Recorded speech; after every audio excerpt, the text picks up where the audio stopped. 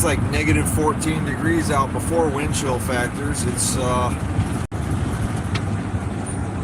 personally, snowmobile tracks. Look at that. I personally would rather be out riding my sled right now, but I gotta work. You know why I gotta work? Because I skipped a class in 3rd grade, and it sent me on the path that I've been on, so I gotta go to work. Otherwise, I probably would have been rich, or I would have been able to work out of my house. But we don't do that. Anyways, welcome back. I'm Dr. Rocks with Pine Rock Truck Shop. I got a lot of miles to drive today. I gotta go up to the city. I gotta do a monthly inspection on a factory. And that shouldn't take me too long. They've got about 100 extinguishers, and I just gotta run through and just make sure that they're in place and that they're not damaged or anything like that. And then I sign a little ticket on the back of the inspection tag for that month. I gotta do it next month too. So I got a monthly customer now, which is cool. And then I gotta turn around. I gotta drive all the way down in Southern Tier to take care of a grocery store that I've been trying to get down to for the last 30 days. And because I've been working in the salt mine and because I've been working some other long-winded jobs, I just haven't had a chance. Like last weekend, I did a live down in the Southern Tier to take care of the 2 McDonald's that were down there. Oh, hey, what's going on there? Thanks. I bet Hawaii's got a little bit better weather than this. But you guys can't ride snowmobiles down there, so you're missing out. Look at the lake. The lake is frozen over. This is the first time I've seen this. That's how cold it's been here. The lake is completely frozen over. I don't know if you can drive all the way across it, but I think that you can ride about maybe 3/4 of the way across. The center section is maybe a little dicey, but anyways, that's neither here nor there. So I was just thinking of something. So I'm driving, so we got time to kind of flesh out some thoughts. Like engine failures on all these newer vehicles. All these car companies are having engine failure problems. Honda's having V6 problems. Ford can't keep engines in Broncos. Nissan's got that stupid cantilever, dual wrist pin garbage going on in the kicks and all these other models and stuff like that. GM can't keep a V8 together after what, 100 years, almost 100 years of building 8-cylinder engines. All of a sudden now we don't know how to make an 8-cylinder engine. And the quick answer that people will point to on that is that, oh, it's greed. They don't give a shit about their customer. True. This is true. They don't want to fix something because it costs money to fix something. But I think there's more to it. So all these car companies keep doubling down on EV technology. They keep doubling down even though that market has completely gone away. GM has proven that. GM laid off, what, almost 1,500 people from their EV plant, and then they fired up their Buffalo, New York plant to start making 8-cylinder engines again. But I think what it is it's not just the greed, it's not just the push to get into, you know, to get out of this, I guess how would I would phrase that? It's not just the greed, it's not just not caring about the customer. I think what it is I think that what they're trying to do is they're trying to set up the next generation to not like gas engines. I think this is my thought, at least, is that if you make them bad enough for long enough, the younger generations that don't remember the old, like GM 350s, the Ford 302s, the Nissan VG engines, the Toyota, 1G, whatever, I can't remember, 2GZ or whatever they are. They don't remember those because they're not immediately available to people anymore. People have, grabbed all those up and, they've kind of gone into people's personal collections, or they've been squashed. So they're left with the stuff that we have today, which is overpriced. For one, it's overpriced, and two, it has a high failure rate, and three, there's no serviceability. So no one can pop the hood on anything. And the video, I watched a video on snowmobiles the other day and how the snowmobile industry kind of destroyed its own clientele base by only pandering to rich people and making the snowmobiles inaccessible to younger generations to get started by pricing them out. So if you want a new sled, if the family wants sleds for everybody, you go out and get 2 kids sleds and 2 adult sleds. It's like the price of a house, and this is for something that sits around for 8 months out of the year. And it was done on purpose. I think it was done, and everybody said purpose, because they won't make a basic stripped down machine. No one will make a basic machine. Everything comes with all the technology in the world.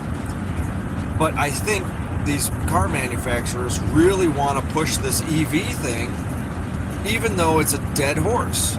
And to do that, since people don't want it, they're going to start making engines so bad that people will be begging for EVs. They'll be like, "Oh, I don't want to buy a Bronco with a gas engine because those engines just blow up. I need something reliable.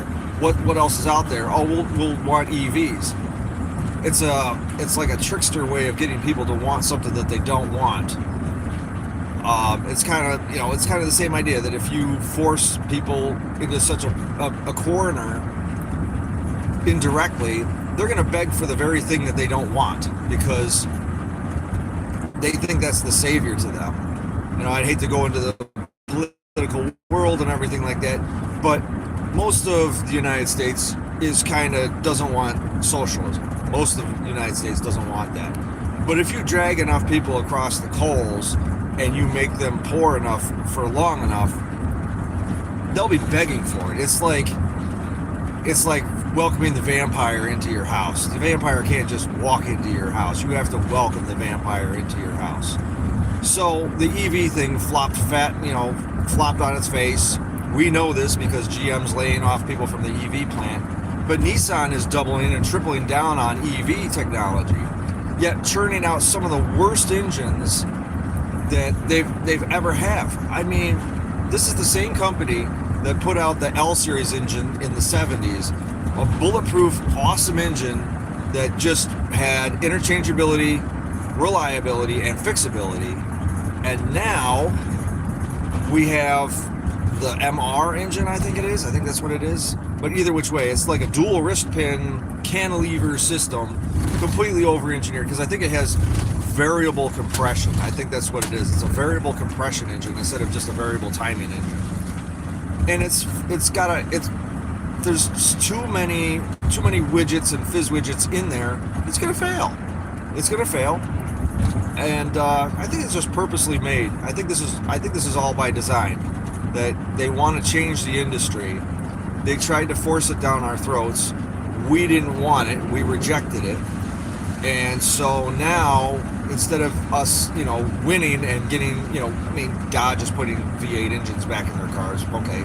But that's because Dodge, I guess I'd say Stellantis. Stellantis is absolutely desperate. We pounded them into the ground.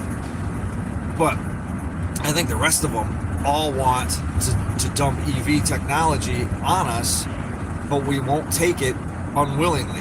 But if they make the gas engine bad enough, we'll be like, well, jeez, the EV has higher reliability, and so I think I'll choose the EV instead. That's what I think they're trying to do. I think they're trying to play the sleight of hand game on us and get us to beg for EV technology because gas engines have gotten that bad. That's just my thoughts. Anyone agree, disagree? Feel free to leave it down in the comments below. I just was kind of thinking to myself, man, I've been hearing about Broncos blowing up. I'm driving around a 2025 3500 Chevy van, and I've got that much oil pressure driving around all day long. It never climbs above that number, and you just know, with it being a 6.6, GM 6.6 engines are problematic. It'll be a matter of time before this thing grenades itself. And now they're also putting thinner oils in these engines, and they're running them for longer intervals in between oil changes. The customer's doing what's required of them, is what's requested of them, and the engines are still failing. So eventually the customer's just gonna be like, to hell with this. I gotta get to work. To hell with this. I can't afford to keep fixing this thing. I am going to go and get an EV because I am sick of it. And it's the wrong answer. That's clearly the wrong answer. We're car people here. I don't like EVs myself. I don't care for it. And what I don't care for is it being crammed down my throat. That's what I don't care for. I don't mind the technology being out there as an option for somebody who wants that. But EVs trying to be cool and trying to convince me that they're cooler than what I'm driving, which they are cooler than my service truck. I'll be the first to admit my service truck is not cool. But them trying to be like, look, we can put speakers out there and we can make whatever V8 sound you want. Like, that's not cool. Why don't you just put a V8 in it and call it a day, that kind of thing. So, I don't know. It's just one of those things. And all the cars are ugly. Nissan's gone back into its ugly phase again. Everything that they put out is ugly now. I don't think anything looks good. So I'm not even cruising a lot. The Frontier would be interesting, but I'm not paying $35,000 for a base model Frontier.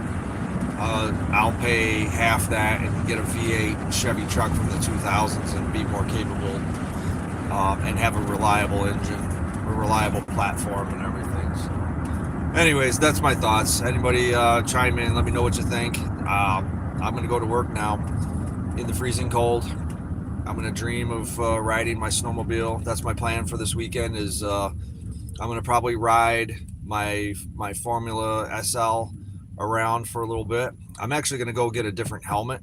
My autocross helmet does not work for snowmobiling. So there's a helmet shop on the other side of the lake that I'm going to go and visit, see what they got for like an ATV helmet with goggles, like non-fog goggles. And then you'll see in the previous videos I posted that I bought a 1978 Arctic Cat Jag with the little 275 engine in it. I have the carburetor off of that. I have the seal kit for the carb. I'm going to clean that all up. I'm actually going to pop it in the service truck here because I have heat. I have heat in the service truck, so I'll do all the work in the service truck. I just got to find some fuel line. And the dumbest thing, I've gone to the same power sports shop 3 times now. ATVs, snowmobiles, motorcycles. 3 times in a row, the stuff that I've been looking for, which I don't think is out of the realm of what he should have. He's got none of it. Spark plugs. I'm looking for spark plugs. I don't have spark plugs. Okay. I can't remember what the second thing I needed was, but the third thing, I was there the other day, just looking for 1/4-inch clear fuel line. 1/4-inch clear fuel line. I sold out of all my fuel line. I'm pretty convinced that this power sport place that I've been going to is a front. They must be like selling other stuff. I don't want to like make accusations that I can't, back up, but that's 3 times I've gone there for power sport related stuff. And that's 3 times that they didn't have anything. So I'm just meandering now. I'm gonna sign out. So thanks for tuning in. And hi, aha. But a little late. I'm leaving. Have a great day, everybody. I'll see you later.